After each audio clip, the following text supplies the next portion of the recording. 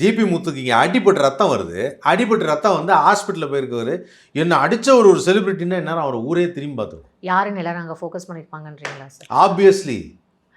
ஆனால் தான் சொல்லலை, இங்கே எதுவுமே உண்மைக்கு பெரிய வேல்யூ.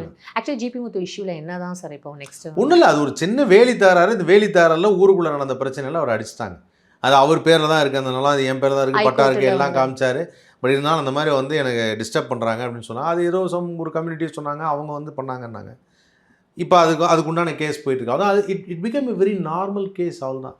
ஜிபி முத்து வீட்டில் இருக்கார், காயப்பட்டார், அடிச்சிட்டாங்க. அதனால தான் அது பெரிய இஷ்யூவாக ஆகாம கூட இருக்கலாம் இல்லை சார்? இல்லைம்மா, இங்கே எல்லாமே அதான் சொல்லலை, எல்லாத்துக்குமே பவுடர் தேவைப்படுது. இன்றைக்கி நாட்டில் கூட வந்து நான் இவ்வளோ நாளாக என்ன நினச்சேன் அப்படின்னா, எம்ஜிஆர் அவரோட ஆட்சியை நான் பார்த்ததில்லை இல்லையா? அப்படி பார்த்ததில்லாத போது திராவிட முன்னேற்ற கழகம், அதிமுக மாறி மாறி வந்தப்போ ஜெயலலிதா அவர்கள் எனக்கு பெரிய ஸ்டார் கிடையாது. எனக்கு பெரிய ஸ்டார் கிடையாது, யாருக்குமே பெரிய ஸ்டார் கிடையாது. ஜெயலலிதா அம்மா வந்து ஸ்டார் கிடையாது, ஆனால் எம்ஜிஆர் ஸ்டார்.